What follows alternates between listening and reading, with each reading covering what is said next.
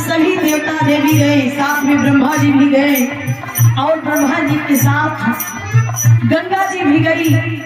लोग अपना सभी देवता देवी मिलकर विचार विमर्श कर रहे हैं, लेकिन उस समय होता क्या है, गौर करिएगा अंतरा के भाव में।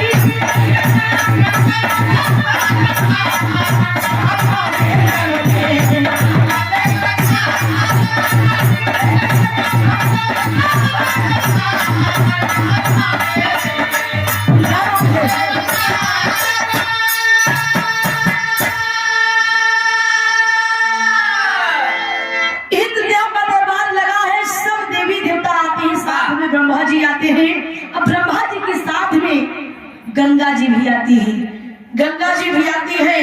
लेकिन एक भैया उस समय सभी देवता देवी मिलकर विचार विमर्श कर रहे हैं और उसी बीच में ऋषभ देव आए। ऋषभ देव आए, गंगा जी की नजर जब ऋषभ देव से मिल गई तो गंगा जी और ऋषभ देव से प्रेम हो गया। जब प्रेम हो जाता है, जब प्यार करने लगी गंगा जी तो ब्रह्मा जी को बड़ा क्रोध लगा। क्रोध हुआ कि गंगा जी ये तुम क्या कर रही हो? भरी दरबार में, भरी सभा में मेरा अपमान हुआ है, ये तुम क्या कर रही हो? मैं सहन नहीं कर पा रहा हूँ। उस समय ब्रह्मा जी अपने ब्रह्मलोक में गए। कुछ समय बीता, कुछ समय के बाद क्या होता है, वो सब दूसरे लाइन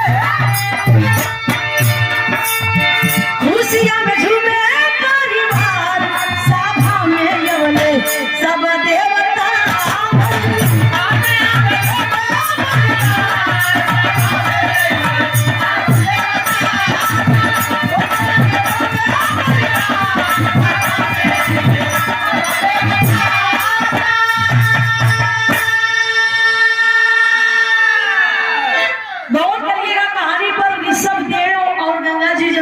प्रेम करने लगे तो ब्रह्मा जी बड़े क्रोधित में अपने ब्रह्मलोक में आए।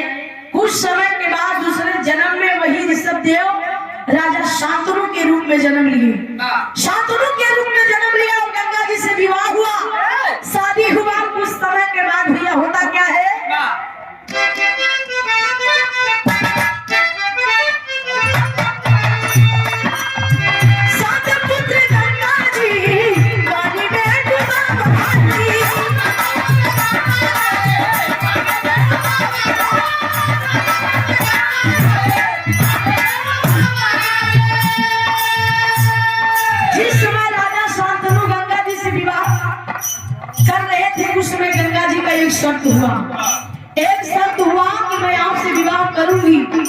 लेकिन मेरे एक शर्त है कि आप मेरे काम में बाधा नहीं डालेंगे। राजा शांतनु कहती है मैं आपको वचन देता हूँ कि आप चाहे जो करोगी मैं आपके काम में बाधा नहीं करूंगा, नहीं बनूंगा। तो होता क्या है, गंगा जी पानी में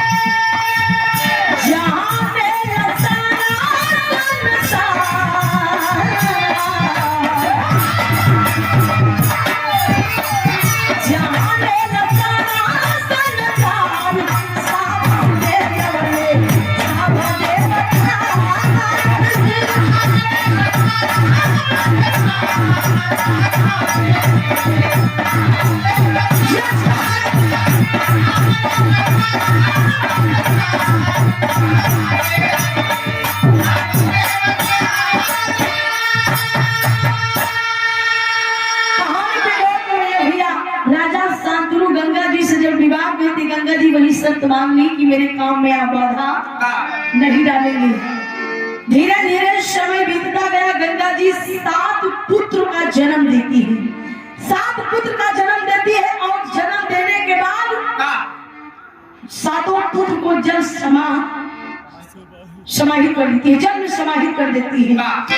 लेकिन ये भैया जब 8वें पुत्र का नंबर आता है तो एक दिन चुपके से राजा शांतनु देख जाते हैं। जब 8वें पुत्र का नाम भीष्म का जब जन्म होता है तो गंगा जी भीष्म को गोद में लेके जल समाधि देने जब चलने लगी तो उस समय राजा शांतनु टोक देते हैं कि गंगा तुम यहाँ क्या कर रही हो, अब मुझसे बर्दाश्त नहीं होता।